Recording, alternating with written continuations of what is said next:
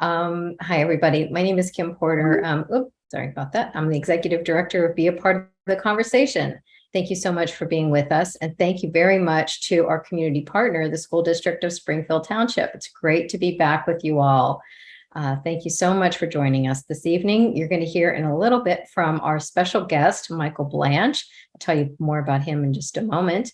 But first wanted to let you know that you are welcome to submit any questions that you have at any time using the chat or the Q&A. I'm also with my colleague, Judy Hirsch, who's our Director of Community Engagement. And hey, Judy. So she's going to be checking the chat. So will I. Any questions you have, please feel free to enter those. We are recording this program, but your questions will not be visible. You can follow up on tonight's program by visiting our page, conversation.zone/technology. And yes, we are recording this, but I'm so glad that you're with us live. And I think I just froze and I don't know why. Am I back? Okay. So when the program ends, a survey will pop up. Please take the survey. It only takes a minute. It really helps us to know what you would like to hear in the future. And we'll share that information with the folks at Springfield Township District. So please help us out with taking that survey. Coming up, we have a program next month with actually a colleague of our guests. Lizzie Lopez will be joining us for a really great topic, healthy boundaries, healthy families. This will be again on Zoom. That'll be Wednesday, November 9th from 7 to 8:30, same as this evening. And you can register there at convo.zone/st-boundaries. Judy's going to share that link for you in the chat. So check that chat for some of these links. I also want you to know that you can go to our calendar and see other programs that are coming up. We're constantly adding more programs to our calendar. We have these parent support group meetings that take place throughout the region. Some of them are on Zoom, some of them are in person, and they are for people like me and Judy who have someone in our lives who has had some issues with substance use. And we come together and talk about what we can do to support each other. You can see all these meetings happening throughout the week. Each button has information about what's going on in that particular meeting. All the green buttons are on Zoom and the purple buttons are in person. We have a couple of hybrid, but you can learn more at conversation.zone/partnership.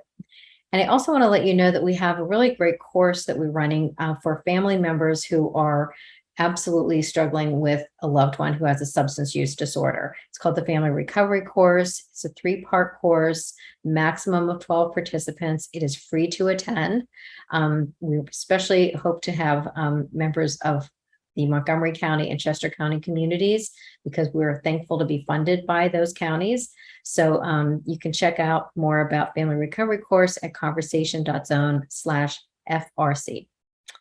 So, yay, Mike Blanche is with us. I'm going to stop sharing my screen and tell you a little bit about Mike. Oops, my bio went away. Hang on. I got it right here. Michael is the co-founder of Ethos Treatment, and he is a licensed clinical social worker with more than 20 years of experience providing direct clinical treatment for those who are dually diagnosed with addiction and other psychological issues. He's worked in all levels of care in the treatment of addiction and mental health, and is a leading expert in the field of prevention, specializing in middle school and high school prevention talks and staff development. And I'm really proud to say that he is the clinical advisor to be a part of the conversation. So thank you so much, Mike. Thank you. Thank you, Kim. And thank you, Judy. And I'm really grateful to be here tonight and to be, I had a little technical issue right before logging on. So it was really funny as the tech talk, we were going to have a tech issue. But I'm really grateful to be a part of the conversation. And for those that aren't familiar with be a part of the conversation, just a quick 30-second blurb. Every day I refer people to your website, Kim. Every day I'm talking up the links, the connections, the education, the free online education this will be a part of in the future. So just know it's an amazing resource. And also, if you can, really fill out that monkey survey at the end, because they really do listen. They really do pay attention. And that's how these educational programs are curated for the audience. And so thank you, Springfield, for asking us to be here, and for me and Kim for me to be here for this talk around tech. And this tech talk has evolved over the years. It's evolved dramatically in the last 5 years, particularly the last 3 years with COVID, and I'll get into that. But I've been doing this talk for a long time because of I've seen it in my clinical practice, and then I started to research, and now there's more and more literature out there around the impact of technology. Kim and I were talking right before the presentation tonight, and I loved that. We have 7 or 8 great questions before tonight's even presentation that I'll interweave in to the discussion tonight. But as Kim stated, at any time, please don't hesitate to put a question in the chat. Stop me, slow me down. You can put up a hand and literally through tech, just ask a question confidentiality wise. I won't say your name, but I'm happy to interrupt. Those people don't know, I've been in direct clinical services for 25 years. I can update my bio. I've been in pursuit of treatment for substance abuse, mental health, and recently in tech addiction, and really seeing that as a viable addiction as well. And so why I say that, I've been involved in direct clinical, I've been treating adolescents for a majority of my career, most of my career. So translation, I'm used to being interrupted.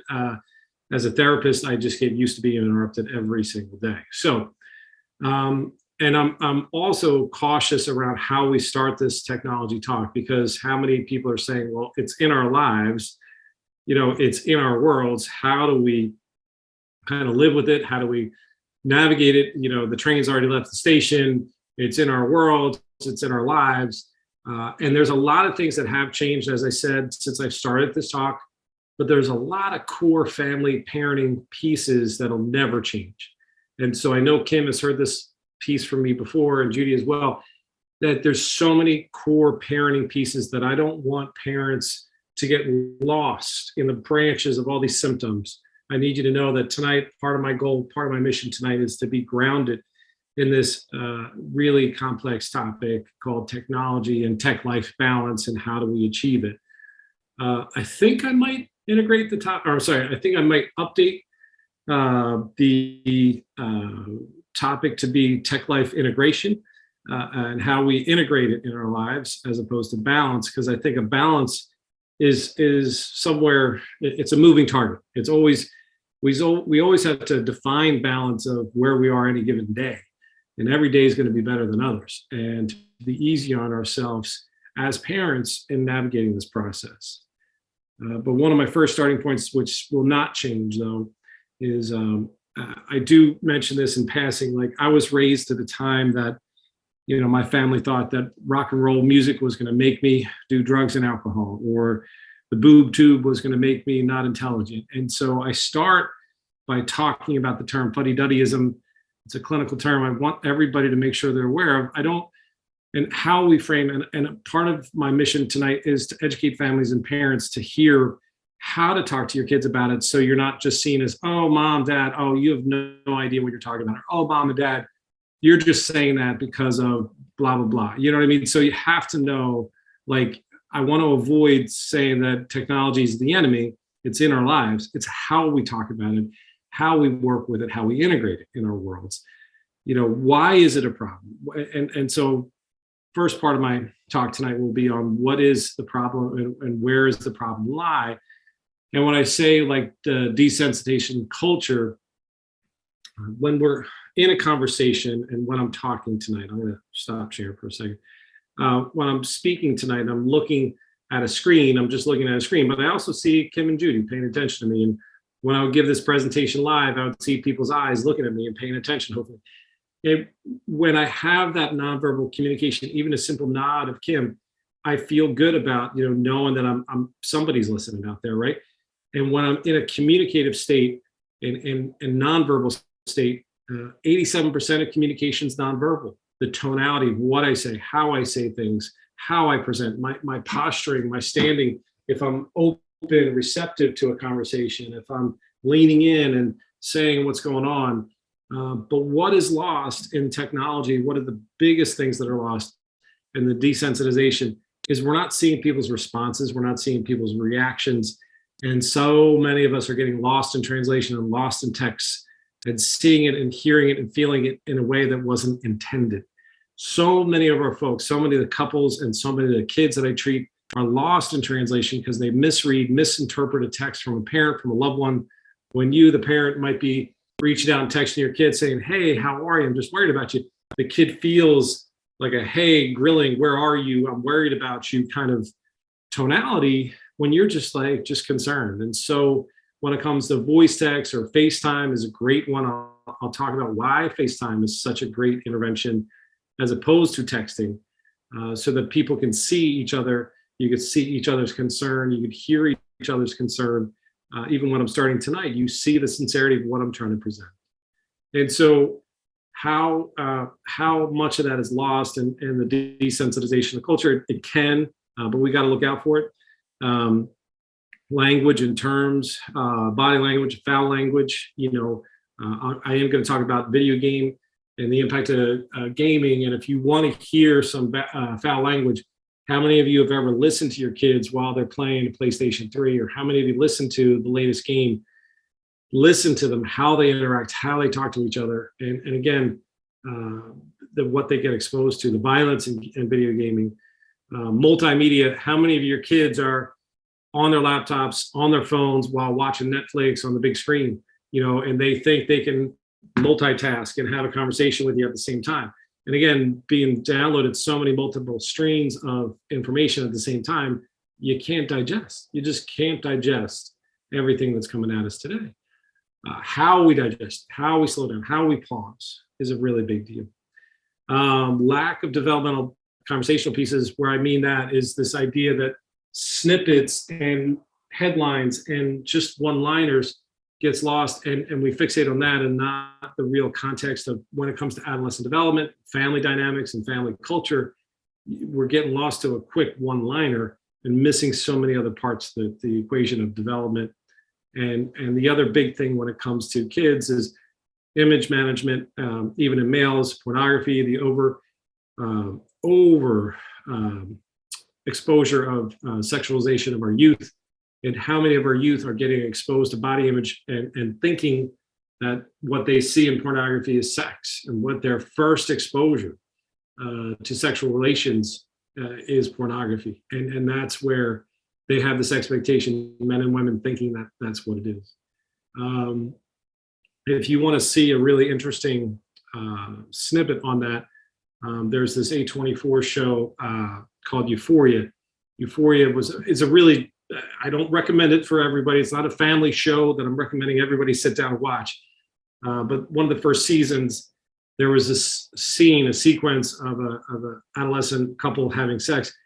And the girl sat there and said, yeah, this guy's being violent, but that's what he sees as pornography. That's what he thinks sex is. And it was an amazing snippet that captured what I'm trying to get across, that like youth have a misconception of what, love and sex and relationship is sometimes based on the overexposure to pornography.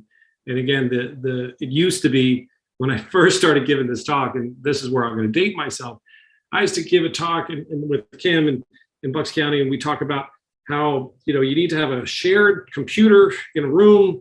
And so everybody knows what's happening. And then it was laptops and it was iPads, but these things are in these kids, this isn't a phone anymore. This is a mini computer in their hands. So the language hasn't caught up to what this really is. Everybody calls this an iPhone, but this is a computer. And their accessibility and quick accessibility and sneaky accessibility and what they can be on or not is a really big deal. Like one of the questions that were asked around apps, what apps, and I'm sure it had to do with social media, but even just these things alone, when I first started giving this lecture, I was talking to high schoolers and talking about high school parents and saying that maybe freshman year, maybe they should have their phones by then.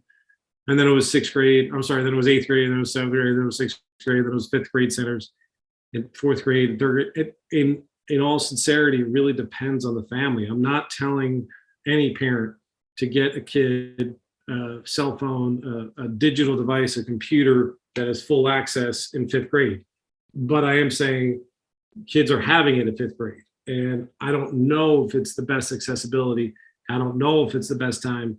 But I know kids are struggling because all their friends have access to this as well.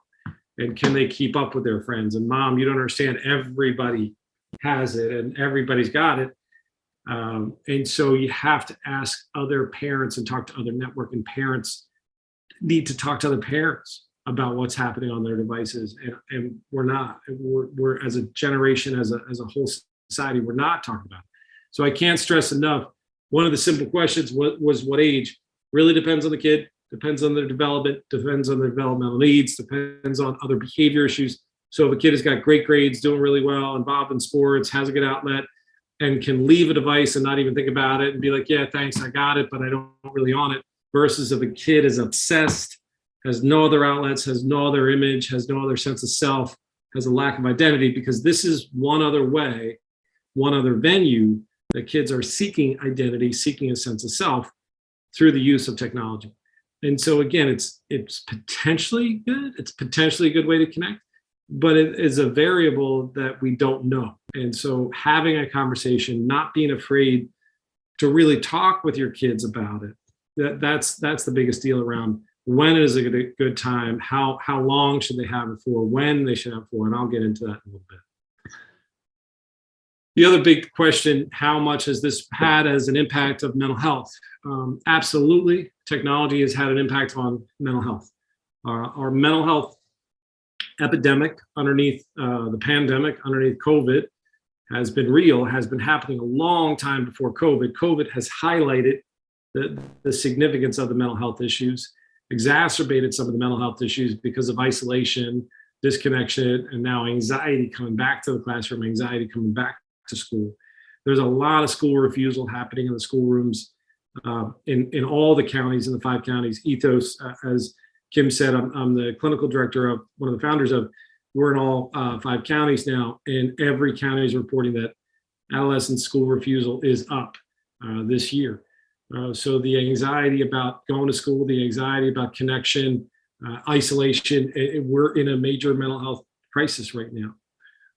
But the correlation of what happens with technology now, what happens is kids may be shaming and blaming each other on a public level, in a real significant level, where they're desensitized. They're not seeing that response. They're not seeing my reaction or feeling my nonverbal response. All they're getting is a text thread where they can say whatever they want to, or not say, or not do anything. And that's the abandonment on a public level. I love this story, and I get challenged by the story every time I tell it, that a young guy was really struggling, had really significant mental health, major depression issues, and really over-attached a lot of meaning to this girlfriend in his relationship.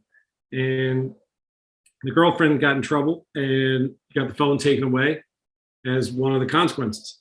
Well, the kid didn't know that. And the kid was so obsessed and so, upset that he thought the girl didn't want anything to do with him, and got significantly suicidal based on just not having a device, because he was like, it was so out of context for her to not be responsive, and he didn't know that happened, that she got her phone taken away. The amount of times that I hear that on a regular routine basis, that kids misinterpret the falling out, ghosting is a term you may have heard, where people feel abandoned, disconnected, and not feeling good about themselves. That happens every week in our offices in the clinical setting all the time. Potential re-traumatization of events. One of my favorite lines I used to tell people when I first started providing therapy is like, oh, you broke up with a boy or a girl, you broke up with somebody. Okay, so then hopefully you don't have to see them in school. If you go to different schools, maybe you won't have to see them. But what happens is they get caught up in following them on Facebook, following them on social media, not letting go of the friendship, and seeing how they interact, and get caught up in that potential of that obsessive relationship, and re-traumatizing events of that relationship is one component. But potential re-traumatization of events is also like, again, when I had a bad day at school, or you had a bad day at school, we had a bad period at school, but what happened was I would take the bus home, I would see somebody, a neighbor, play, go back to school the next day. And the best thing about school was the next day there would be a whole new drama, a whole new problem. Well, what happens now is in first period, somebody tweets about it, or in third period, somebody takes a screenshot about it or Snapchat about it, or by the end of the day, somebody might make a TikTok video on what happened earlier in that day. and then it is immortalized on the internet, on social media, to kids to replay, or that person to replay again and again and again.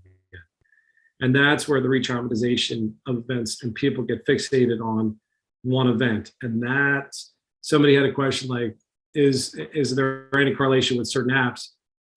I'll talk later about TikTok, but I just had this happen where a young person was struggling in treatment because their friends made a video about their interactions on a TikTok, and it was like thousands of views, and he was obsessed about how many people viewed this funny meme or funny TikTok. And I watched it, and I was like, I couldn't tell it was about the person. He knew it was about himself. He knew it was about him. And then I was luckily like facilitating a group, and other kids were able to watch it too. And we're like, we don't know it's about you, but he did. And that was significant and help for him to like detach a little bit. But so many youth are afraid of that. You know, what are people talking about? You know, because kids worry about what the other people think. And again, what they're shown or what they're snap chatted about is a big deal. Importance of status or updates, principles of exaggeration, FOMO and anxiety is real. For those people that don't know what FOMO is, you know, I thought I didn't have to talk about FOMO during the pandemic because everybody was supposedly home and quarantining, but guess what? Kids were still partying, and kids were still taking Instagram stories of themselves and putting it out there what they were doing. And kids that weren't invited were having FOMO, fear of missing out. They had a fear and anxiety around missing out of what other kids were supposed to be doing or how they were supposed to be or what they were happening. And the anxiety behind that is real. And so when I talk about mental health, if a kid already has anxiety, or if a kid already has depression, and or our whole society has situational depression and anxiety, and then we throw this mix in of like feeling like we have to keep up with other people, that's a big deal.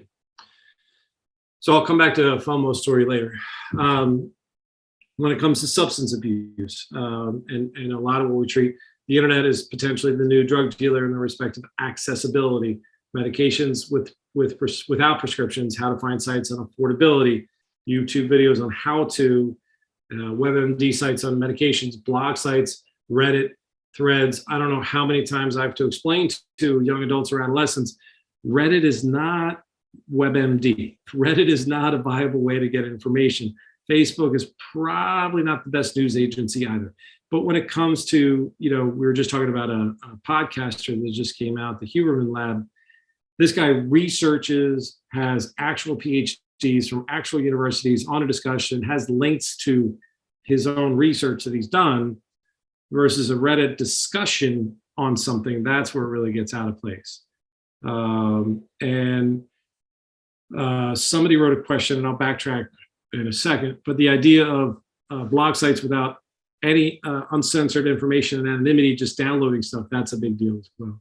So somebody wrote, seems like most of the mental health challenges stem from social media. Absolutely social media, not just texting and social apps. Is it best not to expose kids to social media as long as possible?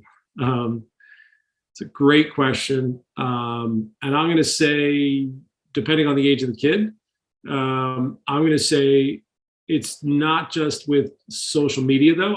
It's an easy discussion for me to talk about social media, but it does happen in text threads. The amount of kids that have group texts or when they hear about group texts. So it's not just in social media. And I apologize. Social media is the easy grab, is like everyone knows about it. But how many people are in group texts, or how many people in here feel left out if they're not in group text, or they don't get invited because of somebody's not on a group text? And so it's also in other devices in other ways. And another big part of FOMO is if everybody else is everybody else on social media, and then your kid isn't. That's a part of the discussion.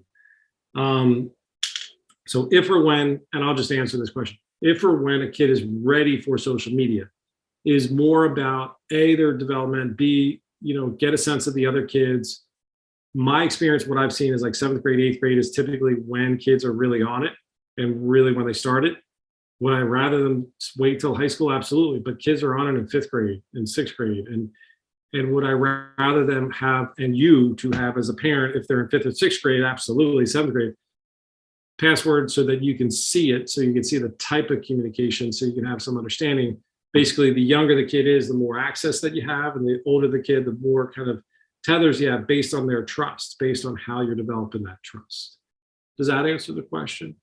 And if you want to ask more, gotcha, it makes sense. My daughter, I won't give out even the ages, and hate groups text and a bit more, but I don't think it will happen. So if you can wait a little bit longer for your daughter to be on social media, great. So if her friends and her are not on social media, wait as long as possible, yes. But here's the other thing too. When they do get on it, whatever age they get on it, start having the conversation now. You can renegotiate your relationship with technology at any time. For parents that have kids that are already on social media, or parents of kids that are worried about technology, another big message that I want to get across way early on is we can renegotiate our relationship with technology, our own relationship with technology at any time. And I'll end on that. Since COVID, rapid increase in internet usage is an understatement. The WhatsApp outbreaks all over, spike in internet traffic reaches as high as 70% usage, bandwidth is overloaded on the home front. I don't know about you, but there was many presentations I was given that my wife and I were competing for internet Wi-Fi. I asked her to go out for dinner tonight so that I knew I would have clean Wi-Fi to talk to me. And so what other things to look out for? By the way, these are things to look out for with your kids and what to have conversations about, and why I want kids and parents, by the way, as you guys are on this as well, what to look out for in yourself. Mindless scrolling. What does that mean? When you're on it, you're not even thinking and you're just on it. And the next thing you know, you're going without reevaluating this device. Mindlessly watching one of anything and just kind of keep going, watching too much of news, being preoccupied with one corner of the world, one aspect of the world. How many of you don't take screen breaks or take time away from screens, even if it's in your work too? Only seeing this as one way to connect. And the biggest one I always like to talk about is that hyperaroused state around alerts. Myself as a therapist, as I said, I don't like having clocks in my office. I treat adolescents. So I don't have clocks in my office for one reason, so that kids don't do the clock game. So they look for like 7:55 and they go, all right, this is what I'm going to tell you the truth. And then they walk out. So for me, I for a long time, I was checking my phone because I thought, they wouldn't mind me looking down at my phone. Well, what that was misinterpreted as this device was more important than what was happening in the therapeutic relationship. And somebody asked me, like, Mike, you keep looking at your phone. I'm like, oh, I'm looking at the time. And all they see is me just looking at my phone. They don't see what I'm looking at. And so I got great feedback. So I went out and bought a watch. And for a long time, I just wore a regular old watch, which was great. Actually, my wife bought it for me, full disclosure. And then I got this tech piece for myself, but I took off all alerts so that this thing doesn't buzz. How many alerts do you guys have, ladies have? We have alerts all the time. And so any which way, so that we can digest and we determine when we want to look at the product. This is a big deal. So many of our youth are driven to this and feel like they have to immediately respond, and they don't take time to digest or time to slow down or time to think through. And all of a sudden, this thing is screaming, and the next thing you know, you have to pick it up. And that's the biggest differential. And so many of our youth, that setup is immediate. And that's where we need to look out for. So my big thing is tech-free time, trying to find tech-free time. My other big thing is just turning off alerts and knowing that alerts aren't your friend. And that's another big deal for you guys as parents and as family members, to be a model of behavior for how you interact with the home phone. These are a couple other challenging pieces. For schools to know. I think I skipped over one. Nope. Okay. So just as a side, 67% of surveyed teachers observe students negatively being impacted. 90% of surveyed teachers stated the number of students with emotional challenges increase. teenagers who spend more than 5 hours a day on electronic devices. They say electronic devices. They don't just say phones. So that means laptops, iPads, everything all included. 5 hours is a really quick window, if you think about it, are more like 71% more likely to have suicide risk factors than those who only use an hour. And then sleep. Sleep is a big thing. Sleep is a big thing. So teens that spend up to 5 hours a day on electronic devices are 51% more likely to get under 7 hours of sleep because they're on their devices and not sleeping. Eighth graders heavy use of social media, 20% higher risk of depression. And 88% of parents blame themselves or their own caregivers for the responsibility of child's use. So I don't want you to beat yourself up. There's so many avenues of influence that have happened. But again, I want you to try to see if we can renegotiate this process. A couple other aspects of it, the misinformation highway, as I talked about with Reddit, multiple avenues of influence, dissemination of information, set up for impulsivity, the amount of clients and parents and individuals that I have to say, like, you know, I'm in a therapy session or I'm giving a presentation, I'm sorry, I can't text you back. My worst story, I'll tell you, was in a family session. I was doing a family session with a young guy and his family, his parents, and his dad kept on looking down at his phone during the family session. Then at one point he said, I'm really sorry, I got to take this, and stepped out. And the kid just lost it. And if you think about all that kid saw was his dad leave in the middle of him sharing an emotional state. All he saw was abandonment. All he felt was abandonment. Now that could have been, the dad could have gotten a text. I don't know what he did for a living. I don't know what he is or who he is, but all I saw was that father leave an hour session. All I was asking for was 60 minutes with a family. And so when I now start family sessions or I start sessions, I said, this is your time. And I really want to make it the most effective impact we can. So I need to have all cellular devices off or all digital devices off. And so many of our families come in and say, yeah, but I'm looking out for this text from the plumber, from whoever. And I say, that's great. But what your kid will get is a feeling of hurt if you make that more of a priority than whatever's going on in that moment. And that's what I'm saying. Technology is the problem. And that's where technology can interrupt relationships, connections, and real nonverbal cues when we don't know what's happening. How many of you were sitting at a dinner and all of a sudden you scroll down or you look down and you see somebody laughing? You know, you don't know what the joke was. And so I can't tell you how often this pops up all the time in my family work.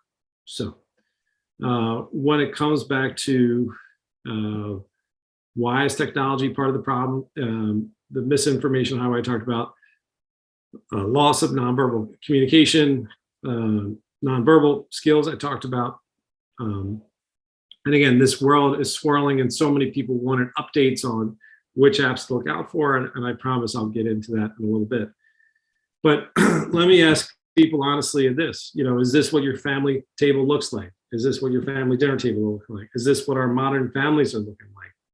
You know, and this is in all sincerity, you know, the tough picture of the dad looking at his phone and the kid looking out the window, he's missing that moment.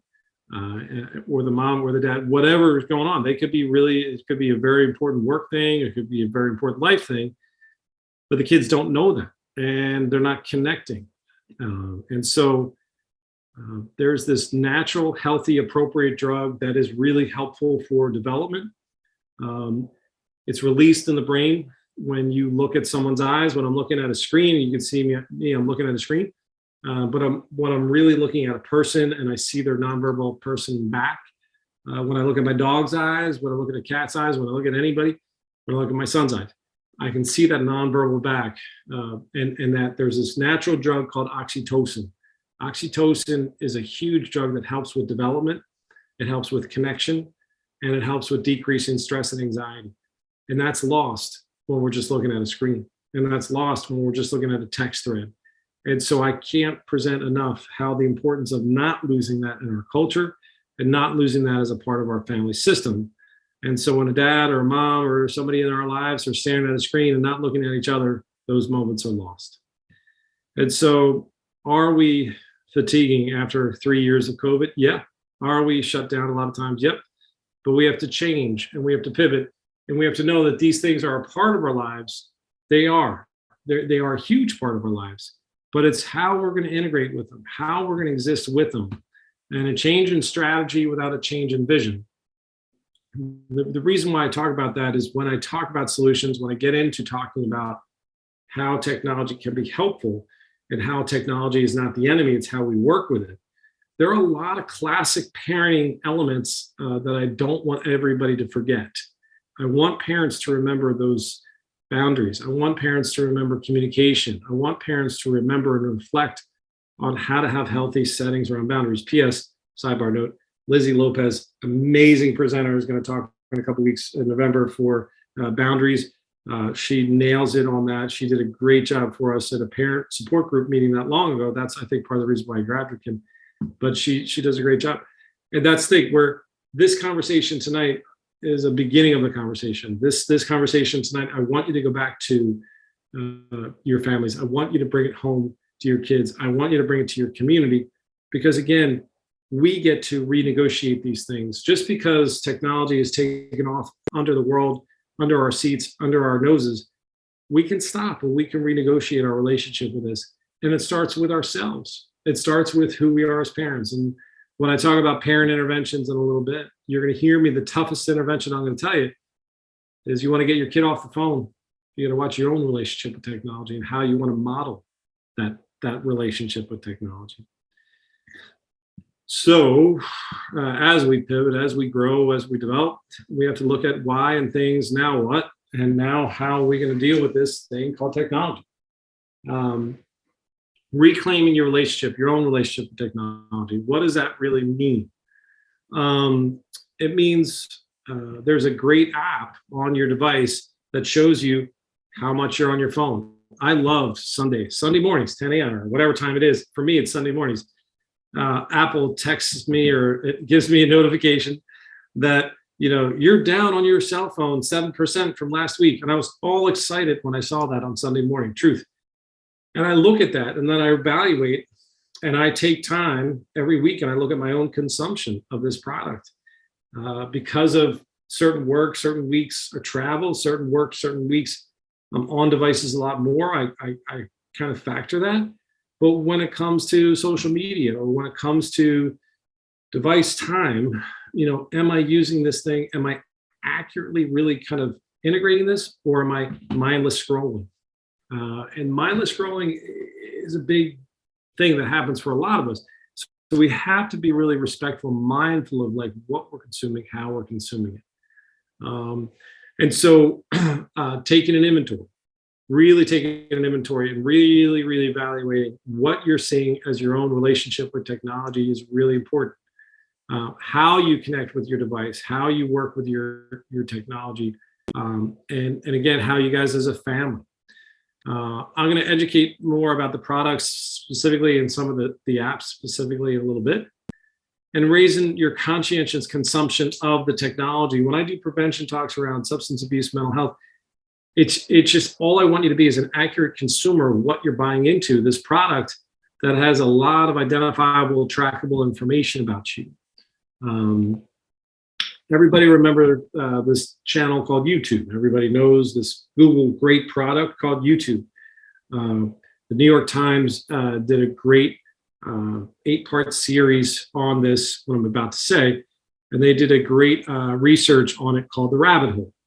And you can look it up as a podcast. It's a great podcast. But YouTube in 2006, 2007 was really flatline. It really wasn't doing that well as a product. And then, I don't know if you remember this, but all of a sudden, you'd be watching a video on YouTube, and then it would say, if you like this cat video, then you might like this cat video. And isn't that cute? Oh, YouTube's so nice that they're deciding if I like this video, then I could like this video. Isn't that a nice algorithm? And it saved me a lot of time.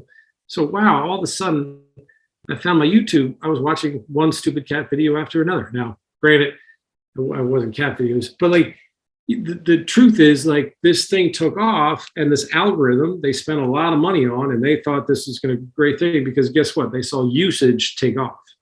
And this subtle algorithm seems nice and all, but what it did is it started to curate information to you and curate types of information to you. And so when it comes to the complexity of our world, or politics, or religion, or so many different things, the world started to get a very dramatic difference in the next decade or so, and still to this day.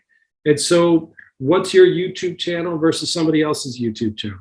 What does your Google search engine look like, PS? Because again, that is curated to where you are, what you're searching, what you're looking for. And all those curations are nice because, boy, that helps me in my search engine to look. And there are good parts of that, and I'll end on what's good about it. But when it comes to this thing called YouTube, the algorithm, the identifiable, trackable information that really kind of honed into the problem, that's an issue. And so when it comes to video games and video game addiction, what they did when it comes to the gamification, there's this little game called Call of Duty. Does everyone remember that simple game called Call of Duty? Well, that game is now decades old, 15 years old, but they have 10 or 15 years of documented gamification behavior that they're able to get kids caught up in game loops. And we wonder why kids are on video games longer. We wonder why they can't get off their devices. And we're wondering why. Well, this algorithm behind initially was YouTube, but so many other products are catching on. Facebook and Instagram.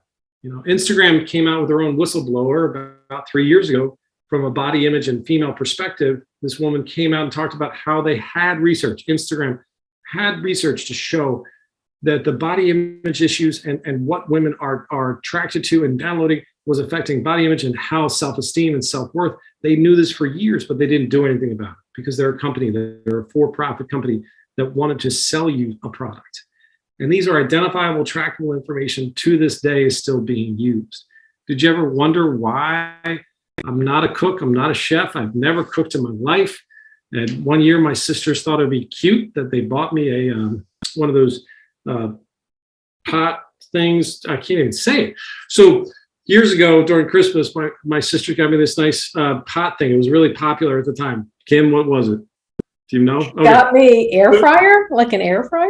No, slow cooker, Slow cooker, right. So they got me a nice slow cooker. And I'm like, I don't know what the first thing I'm doing with this thing. Well, the next thing you know, we're talking about it at Christmas, and I thought it was cute. And then all my ads, all through the car ride home, and all the next couple of weeks were about cooking and cooking devices and other cooking things that I need for this. And I'm like, I don't search it even. So again, I'm not a paranoid. I'm not trying to, but this is the truth. When it comes to this device, so I learned how to take off, the device and turn off the device and turn it off and leave it in certain rooms and not bring it into certain areas of my life. So when it comes to identifiable, trackable behavior, it's gotten so fine-tuned. So TikTok took all that information from Google. The theory is that TikTok had 10 or 15 years of identifiable behavior on a version of YouTube, a version of Google in China, that they took that and had amazing technology to start with. So kids' TikTok pages are so curated to what they like, what they listen to, how they watch, when they watch, how long they scroll through, how long they tap for, and what they tap and how long they tap for. And literally TikTok has so many grabs of information that kids get on it. And again, so many kids are saying, why am I addicted to it? Why can't I stop? And so many parents are worried about it. And I'm saying, again, don't not be on it for some kids, but how long you're on it for, when you're on it for, and what you're doing on it. But to really challenge our families, challenge ourselves to think about, do we really need to be on TikTok for 4 hours a day? When I'm doing an evaluation with a kid, when I'm presenting and working with a family, I'll ask a kid to take out their phones, and there's in settings, you could see how long you're on social media, how long you're on certain things for, and I'll add it all up. And then I'll say, you're in school for 8 hours a day. You're supposed to be in sleep for 8 hours a day. So you're supposed to maybe see your parents for an hour a day, but that's like 16, so 24 minus 6. So when we get to the device, you're on your device 10 hours a day. This just doesn't add up, or 12 hours a day. It doesn't add up. So like, what's happening? Where are things? And so those are the types of questions when I'm sitting across from families and people on this piece that I want you to look out for. So there's a couple, I'm sorry, missed something here. So there's so many other aspects of that to look out for that I really want you to be mindful of. And one is around technology and the specifics. Video game. I pulled up one slide, and I wanted to pull up one other one when it came to the video game addiction. And I'm struggling for a second. So if you guys give me 1 second.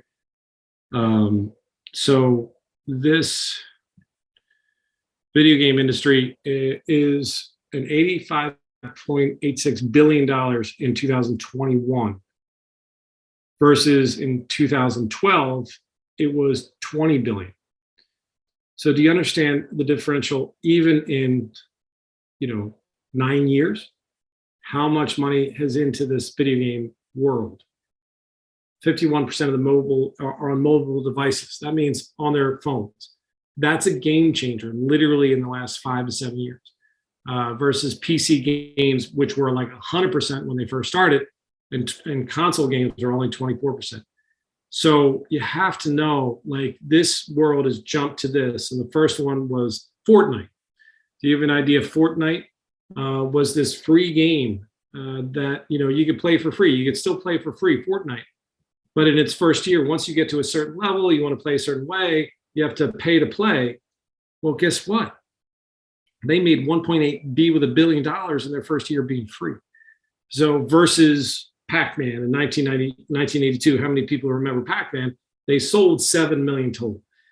So the world of technology and the world of video game addiction is taking off. And the other piece is the average age of a video game user is 32 years old.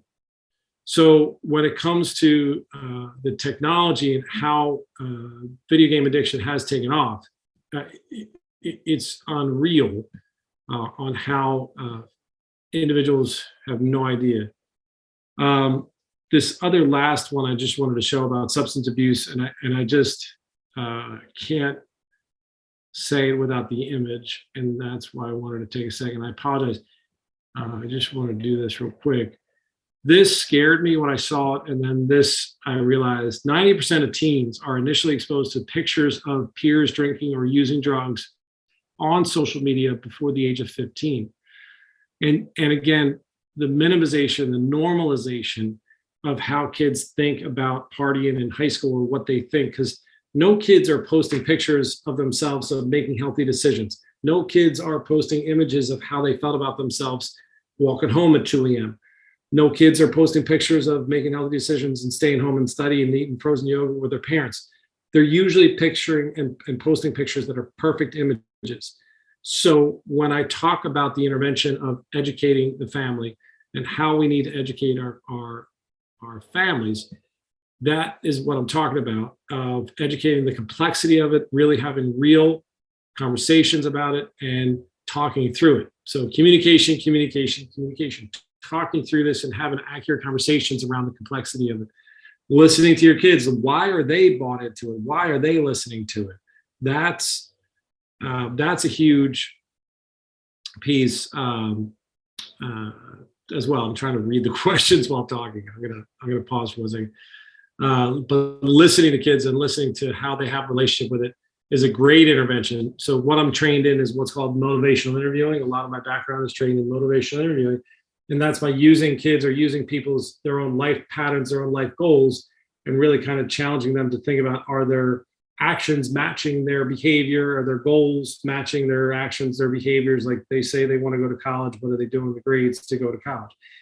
But it's way more than that. But the idea is, like, one of the questions somebody asked was, can you give a couple actionable steps that parents can give kids to deal with technology? And the idea is, I want kids to be aware, and I talk to kids just like I talk to you.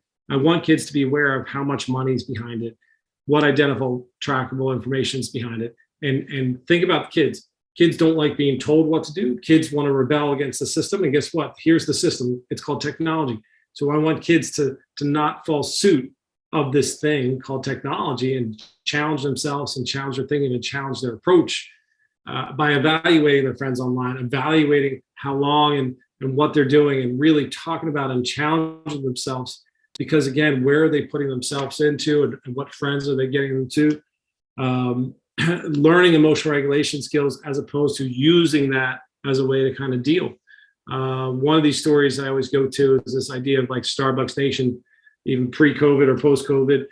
How many people are standing in line at a Starbucks and no one's talking to each other? They all walk in, they all go on their phone. If you go to a meeting or go to a classroom, you get there early, no one's talking to each other. They're all on their devices. And so I challenge people to say, like, this is an opportunity to talk to somebody, to open up, to learn how to get uncomfortable and not hide behind these things and not depend upon these things to give you a sense of purpose. And so that's what I'm challenging kids to talk about and families to talk about as well. I'll give you some more practical in a second. But when it comes to interventions, what we talk about, how we talk about, and learning about their apps, and learning about their games, learning about what's going on their games. Watch their For You page. The For You page is what is basically they're on for TikTok. So if they're on TikTok, sit with them, watch what they're doing, open up to them and say, I really want to learn more about this. One of my favorite interventions is to play Columbo. Just scratch your head and ask questions and play dumb. I don't have all the answers. I really don't. But I tell parents every day to challenge your kids, talk to them and ask them, let me see what you're on. Let me see what you're watching and get a visual scope of it, as opposed to having an image about it, having some fears about it. Sitting down and talking about it is huge. Another big thing, and as a bigger intervention first, and then I'll get more specific, is creating a culture where it's less screen time and a healthy screen time, and how to create a family culture for screen time when it's appropriate, when it's not appropriate, and providing even an initial contract for kids that haven't started yet, or if they have an issue and they have an issue, putting down a therapeutic contract with a kid and saying, what do you think about giving up your phone at 8 o'clock at night? What do you think about you're not sleeping well, you're not doing great in school, you're giving me some behavior symptoms, I'm worried about you, so you may not be able to self-regulate this, so we're going to have some tech free time, we're going to have some tech shutdown time. And as a family, we're going to sit and eat dinner on Tuesdays and Thursday nights and not be on our devices. As a family, we're going to do this. I used to have a great success of having technology free night on Thursday nights for a while, and now it's really hard to do. But I'm trying to get that back and stay. And again, it saves relationships, it saves marriages by having time away from the screen for yourselves and away from the screen for your kids and your family, so that you can all look at each other and be present for each other. So creating a culture where you guys define the relationship and what it's like in the home, a room, for instance. One of my friends said, I was visiting a friend not that long ago, and my wife, my kid, we're walking in the door, and he goes, "Oh yeah, leave your shoes and your tech in our laundry room." And I was like, "What'd you say?" And I thought he just meant shoes. And he goes, "No, and leave your phones too." And it was and I felt like, I was like, "Oh, all right." And he's like, "Yeah, the household rule is we leave our devices in that room so we can hang out in this room. We don't want to not miss anything." And I was like, "Wow, that's kind of cool." So those little things that I pick up from other people, I tell people every day, I remain open to feedback around tech time, free time, places, times, and events that, hey, these are great cameras and no one buys a camera anymore and they can videotape everything, right? But like sometimes just being present for the moment and availing yourself for the moment, and less about capturing the moment, and that's another big intervention as well, is what are you capturing? Are you capturing an image, or are you capturing an emotion? And I want people to think about capturing an emotion and capturing the presence of each other and not just the technology. So creating, what does it mean? Sorry, I'm just not editing. I'm trying to shoot. I'm really having some tech time. Sorry about that, guys. Can I help with something? No, you know what? There we go. It was locked on. I was trying to share the screen again. I was really having a technology problem. So I had to like escape out of this type of thing. So raising awareness to digital footprint and goals of technology and digital dignity. What does digital dignity mean? And digital integrity and digital footprint. Again, I'm dating myself, but when I started giving this talk, I was talking to schools directly. I was giving educational talks to schools directly. I am grateful that I'm a dad of a 3.5-year-old. I'm looking at pre-K schools. I'm looking at K schools. We're doing tours of little kids' schools, and in their social media office, in their technology room, they have on the walls, what does digital footprint mean? What does digital dignity mean? And so it's now being taught at that level.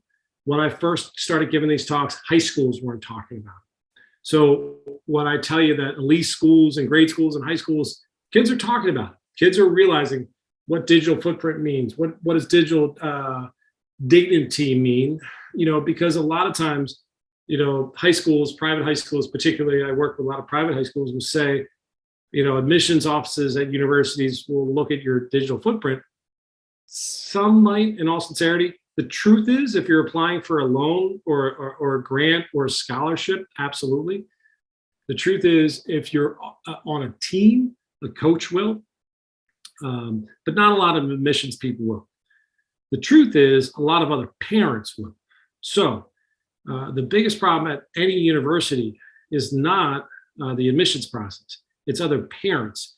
And student life gets calls every day that I don't want Johnny to live with Sally because I saw Sally's, social media screen, and I'm worried about who she is and how she presents on social media.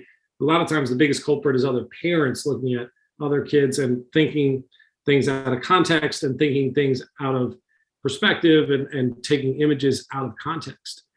So when it comes to digital dignity and digital relationship and how you are shown and seen in the world, I talk to kids a lot of times about how they, what's images, what are out there. So it's not just colleges and university, it's jobs. And as an employer, I've been interviewing for a lot of positions at my organization, and we do look at their social media presence. We do talk to them and say to them, we don't, this old Charles Barkley quote, he was a basketball player and all he wanted to do was play basketball, but he realized he didn't sign up to be somebody that kids looked up to, but he realized he was. And so when it comes to adults and professionals, there's certain professions that people look at, social media presence and how you present yourself in that context. I'm not saying it's good or bad. I'm not saying it's right or wrong. But when I have conversations with kids about, do you want this to take it out of context? Do you want to be presented in this fashion, in this moment of time that, it used to be, there's plenty of pictures shoved in drawers somewhere of me in my high school that I'm happy that aren't on social media. But the truth is, so many of our youth have no idea that taking a snapshot, taking a picture, posting it, oh, that's no big thing. No one really pays attention anyway. But having conversations with kids around digital dignity, digital integrity of who they are and how they present others, that's the deal. So that's another huge component of this whole thing. And so when it comes to how kids are interacting, what they're interacting with, raising the level of digital dignity so they understand how to have a plan around it is so critical. Create technology free time, therapeutic events that don't need any technology. Live by example, put down your own phone. Again, parents, you're 1,000 school teachers. How you connect with your own devices, how you connect to your own phones. They're huge. And again, kids will pay attention to your relationship with technology. And again, attachment theory and the importance of feeling emotionally and supported is a vital part of development. That gets back to this idea of that connection, the euphoria that happens and oxytocin that gets released when we're looking at somebody in their eyes and they're looking back at us. That attachment, that healthy attachment is vital. So there's been research done on this. Scott Gacciamucci is doing a talk for Kim, is a great presenter on trauma. There's 4 different types of attachment, and one is secure attachment. One is anxious attachment. Another version is avoidant attachment, and another one is disorganized attachment. And if you think about it, avoidant attachment folks sometimes will avoid life, avoid situations by just kind of living on this. Those are the kids I'm most worried about. When they're avoiding life and their heads are down in the screen and not in their picture of their life, those are the kids that I most worry about. Anxious attached, another version of this is when kids are hyper focused on certain aspects of technology and they're attached to so much meaning of whether or not somebody texted them back or whether or not somebody posted or reposted or what they liked or didn't like. And so many of our youth sometimes are hyper attached to, or I'm sorry, anxiously attached to what the meaning is on technology. And so again, I love Scott, and he does a great presentation around attachment theory, and that's a really important thing to understand. So when it comes to understanding how to talk with kids, avoiding fuddy-duddyism I started with, and avoiding the idea that it's the enemy, it's here, and accepting that it's here, it's how we talk to it. It's so important to listen to our kids, listen to our youth, listen to how they are talking about it, because again, it's ever evolving, it's ever changing. When it came to COVID times, so many of our youth and so many of our families had to depend on technology way more than we ever thought we had to. So many of our teachers, and again, I respect teachers and education and therapists for flipping to this world of Zoom land. And I respect so much what educators and families and parents have been through. But as we're getting out of it, hopefully, we need to be kind of detaching from the use of this thing and really see it as a complement to education, a complement to our world, and not the dependency that it grew into for a couple of years there. So don't get me wrong. As I said, I'll end on what does work and why does it work. But when it comes to these past couple of years, the technology world is so became so a part of our life because of COVID. Now we're getting out of it. We need to just be mindful of how we're stepping away from it. And so when I say that, we have to reevaluate our goals, reevaluate and adjust our goals, and adjust our expectations to how much time, when, and where, and what we're going to pick our battles as parents and as families on how to talk to our kids or when to talk to our kids. Why is it not that bad? Let me talk about at the end. What is it about technology that isn't the worst thing in the world? There's more research, more up-to-date research, more instant access to information. That's real-time accountability, real-time information. That's fantastic to know. GPS accountability, and so many families have Find My Phone, just in a respectful way to understand where everybody is from a safety perspective. It's really great. Even back in the day of getting lost and not knowing where you are, now kids can GPS themselves for the most part and know where they're going and what they're about. My favorite intervention for my anxious drivers is that app Waze or Google Drive or even on Apple will tell you how long you're sitting in traffic for. So I used to be driving somewhere and I'd hit a wall of traffic and not know if I was going to make it on time or make it on time. And then I'll look down and be like, oh, it says I'm going to be in a line of traffic for 4 minutes. That's great. I just know I'm going to be here. And it still says I'm going to get there on time. Done. And so you can let go and really allow to be more present and not be anxious. So again, the GPS accountability isn't just how to find my friends. It's also how to find where you are in the road and to be okay with that understanding that it's okay. So there's, again, so many cool things around that when it comes to GPS accountability. Accessing information in anonymous ways, healthy ways to share feelings or share what's going on. The amount of times I would ask a parent in my early work, can you go to Barnes and Nobles and buy a book called Under the Influence and hope that your neighbor doesn't ring you out for a book about alcoholism or Alcoholics Anonymous, and go to this store to buy this book? Now, before somebody leaves my office, I can email them drop-down list from Amazon, Google links, podcasts, so that in instant way, we can connect to folks to listen, to learn, to educate in an anonymous way, in a non-shaming way, to hear about how to deal with anxiety and depression.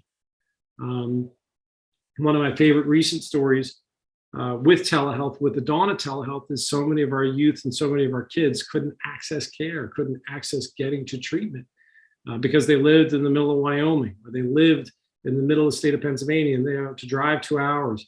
I know we're really lucky in the Philadelphia region. We have access to a lot of different services, but some of these folks wouldn't be able to get to. And now, brought to you by Zoom, brought to you by telehealth, kids and adults are able to get into treatment and get into groups on a regular routine basis, which is amazing. So that's where I want, when you have an accurate conversation, and know like these things are lifesavers, they're connective. You know, when families are now accessing medical pieces and being able to do WebEx with a doctor visit. I mean, we've really advanced our abilities to connect and learn and grow. So again, these are great resources. So again, in the context of things, it's just keeping this in perspective that yes, there's some complexities, but there are some great resources as well. Monitoring trends, educational trends, gaining insight to diverse experiences, global awareness, understanding what's happening everywhere all the time. Telehealth, I talked about, family sessions, telehealth for supportive services, ongoing tech support, downloading guided meditations, downloading lectures. How many people in here have saw the TED Talk by Brene Brown? You know, I've sent it out so many times. Accessing research anytime, anywhere, online, anonymous support, FaceTime, family and friends. The idea of FaceTime, I mentioned it earlier. When I talk about, you know, I'd rather, and kids, by the way, are doing this more. They're FaceTiming more. Now, granted, they're putting the screen onto the ceiling, but at least they're opting to FaceTime more, which I'm excited about, because I tell kids all the time, I like to be able to see you, especially when I'm doing therapy. But like when kids are seeing each other, they're at least getting the full context of what's happening, as opposed to if a kid doesn't text immediately back, or a kid doesn't, you know, hear the tone of the voice, or a kid doesn't hear what's happening in the context. So they go, oh, you're driving. Oh, you just get back to me when you get home. Or, oh, you're at a store. Okay, well, just you're with your mom. All right, then don't, you know, we'll FaceTime until later. And so they understand the context, and they're able to keep things in perspective from the nonverbal cue, the tone of the voice, understanding and seeing the world around them. So many of our youth in treatment like to share their favorite parts of their house, or share the most challenging part of their house. So we got an invitation to see how people really live, as opposed to the myth around it as well. So when it comes to how technology is bad, or I'm sorry, how technology is good, FaceTiming is an amazing access point, especially during COVID. We FaceTimed almost every night with Caroline's mom, you know, during COVID, and she wasn't doing well, and we were able to connect and have that relationship, which was huge. I realized I picked the wrong PowerPoint to end on. So there's that. So I've been right on my tech talk all night long. Let me take 30 seconds and let me see. I wrote down the questions that you guys sent in to make sure I factored them. And let me ask, is there any other questions? The one question that's in the box just looks like a statement. Mm-hmm. Yeah, Mike, since you were just talking, if I can just jump in a little bit, you know, you were just talking about telehealth a little bit and kind of that exposure to kids in their home environment. What's your experience been since COVID happened with telehealth and with kids? And especially I'm hearing some reports that adolescents are actually saying they're more likely to engage in treatment if it's virtual. Is that something that you have found to be true in your experience? It is anecdotal right now, Right. but absolutely. So, and adults too, by the way. So we've remained, as Ethos as a provider service has remained still having telehealth. We like brick and mortar. We like people to be in person for an agency but we've kept a couple of telehealth options for individual groups and everything else. And one of the hybrid groups we found great success with mental health is an individual texting the therapist. This happens a lot. Hey, I'm not feeling great. I don't want to come in a group today. And the therapist says, great, log on. Here's a Zoom link, you know, and we'll have you on the screen and we'll invite you in. And the client may do that once or twice and then come into the room. So that's a great access point. When it comes to youth, yes, kids will take a chance. And at first, they'll be like this, you know, when I don't know how many sessions I've done, and kids and adolescents are amazing at perfectly getting their forehead on the screen, and that's it. And it was like, it brought you the pandemic, like every school teacher told me that this happened across the board. And then eventually they'd be like this, and then eventually they come down like this, and eventually they'd actually see the person and actually have a session. But yes, they're more connected to the idea of technology than we are. It's the biggest technology divide, I think, the generational divide. But so many of our youth are just kind of born with it. We're digital natives is a term I used to say all the time. I'm sorry, we're digital immigrants. Kids are digital natives. Not only are they digital natives, they're social media natives. So they're talking about it before they use it. They're a little bit more fine-tuned about it before they get into it. They're more resilient than we're giving themselves credit. So was that answer your question, Kim? Yep, thank you. Sure. I had one question I do want to talk about. How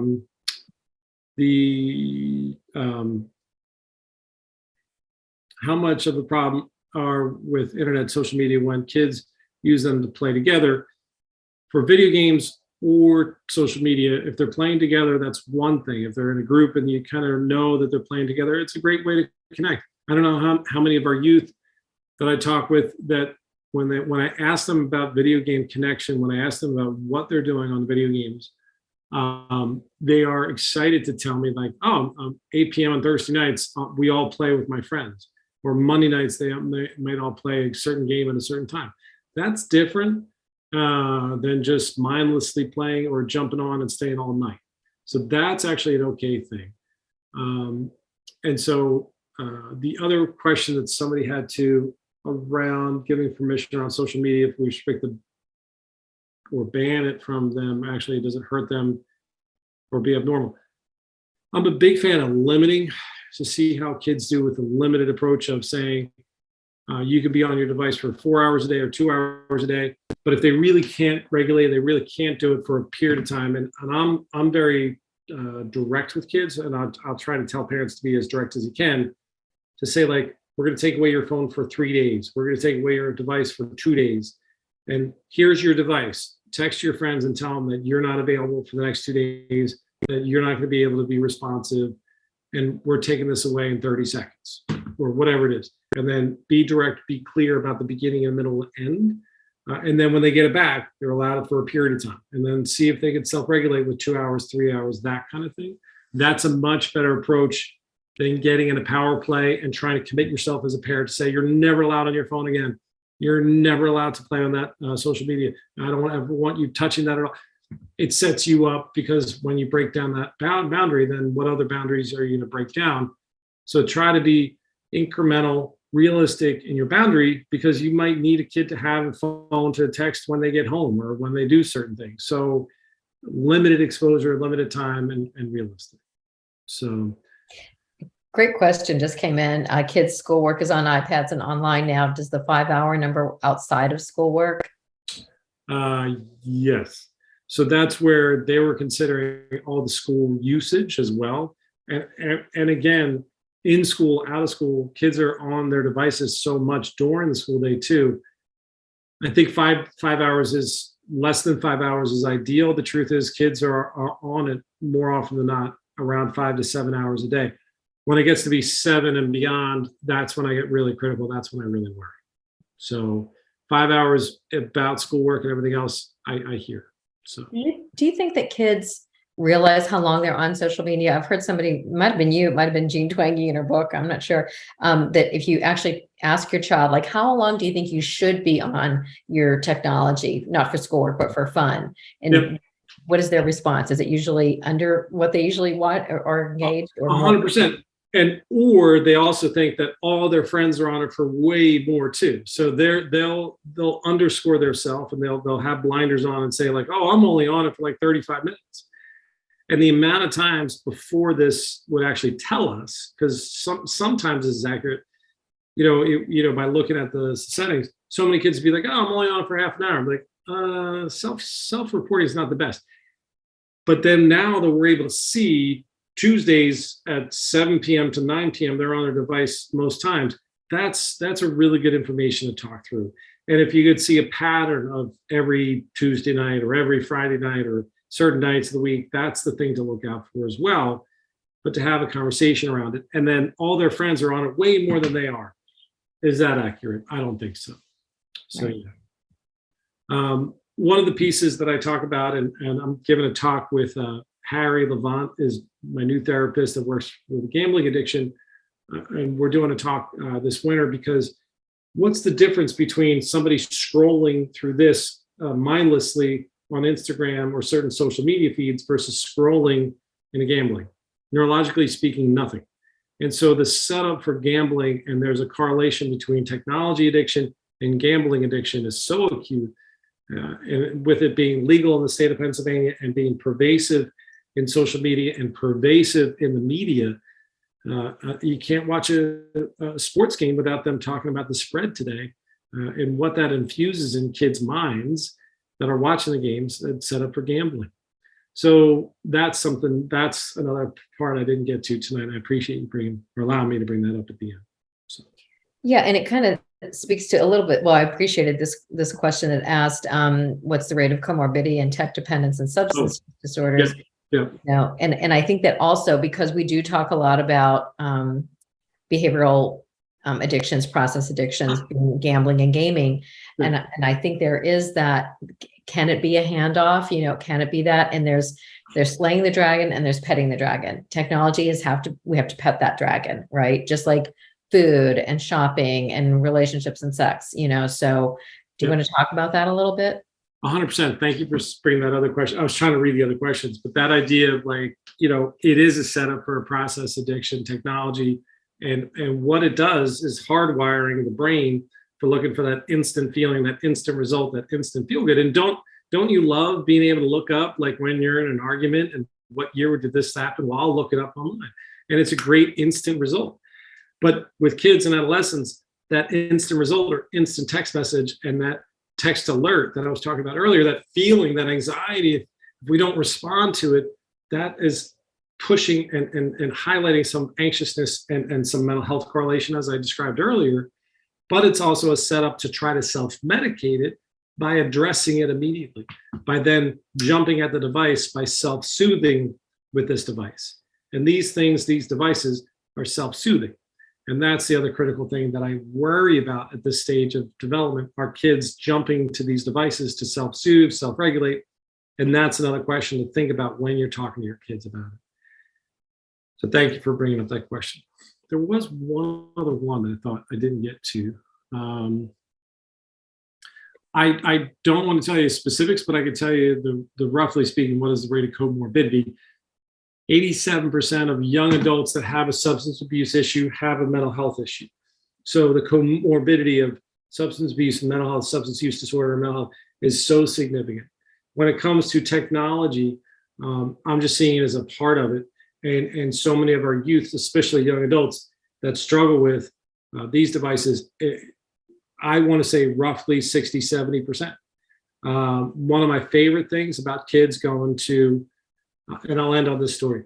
One of my favorite stories is when kids get sent to treatment, they go to residential treatment, they don't have their device for 30 days and they get out and they feel less anxious because they have 30 days without their device and they feel freer, they feel less dependent, and they feel like they've got a break from it. And one of my favorite clients, Kim has heard the story many times, it was really struggling with anxiety, really struggling in early recovery with anxiety. And we were looking at changing medications. And I said, do me one favor. He was on his device way more than he wanted to. And I said, give me 2 weeks of cutting out the nighttime exposure and the early day exposure. Meaning, I said, what's the first thing you do when you wake up in the morning? What do you think it was? He looked at his phone and then he jumped on social media and then he was on it for an hour. And I said, what is the last thing you do before you go to bed? And he said he jumps on his phone, he checks his social media, and then he's on it for a couple hours. And I said, those two segments, if you can shut out those two areas and be very specific. And I did, and he did. And for 2 weeks, he cut it out and his anxiety levels dropped because that was affecting his sleep. That was affecting his self-esteem. That was affecting his self-worth, self-confidence. So if we can be specific around certain interventions like this, that's where it's not cutting it out completely, but being more accurate with it. Because I said, when you're about to fall asleep, you're most at risk to kind of mindlessly scroll, or you're just waking up, you're not fully cognitive of what's going on. So I said, wake up, take a shower, have a cup of coffee, and then pull out your device.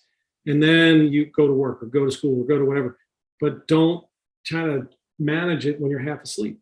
So that's my final message to that. So thank you, Kim. I appreciate that. I'm getting close to the end, and I just want to make sure if there's any questions. And Kim, While you check that, I'm going to just really fast share my screen and show you guys this. This is the follow-up page. And I just want you to know we're going to have tonight's recording here. Or no, right here is where you can learn more about Mike. But I've got all these resources here. Mike, you mentioned something that I didn't quite catch, and I'll add it here. You said there was something earlier on you referenced, and I didn't quite catch it. But we have, screenagers I didn't talk about. That's screenagers. We have that down Yes. here. If Yes. you didn't see The Social Dilemma on Netflix, and if you don't have Netflix, it doesn't matter. They have a whole web page that has great resources on it. So all this stuff is available here. We've got some handouts and things. But anyway, that's the link that Judy shared with you, conversation.zone/technology. So all that is there for you. Great. That answered the last question. When and where we'll be able to watch this talk recording. There you go. There you go. It'll be live. The video will be there by first thing in the morning. I'll have to process it this evening and get it posted by morning. Good. All right, great. I'll remember what I said earlier. I can't remember off the top of my head. Thank you so much again, Kim. Thank you for the opportunity. I thought I got everything in different timeline, and I apologize. I had 2 different PowerPoints that I was trying to get to, and it kind of messed up my tech. You're the quintessential multitasker, Mike. So I tried. Thank you guys for staying on. So I appreciate it. Absolutely. Thanks everybody for joining us. Don't forget the survey. Judy did put the link in the chat. It'll also pop up on your screen. Oh, screens. We do love you. Thank you. I forgot to mention how great it was when we pivoted to this format during COVID, and how many talks, over 100 talks you've given on Be Part of the Conversation. Yes, since COVID. Yeah. A lot of it's on our YouTube channel. It's another good place to visit. Great. Right, thanks so much, Mike. Have a good night, everybody. Thanks. Thank you. See ya.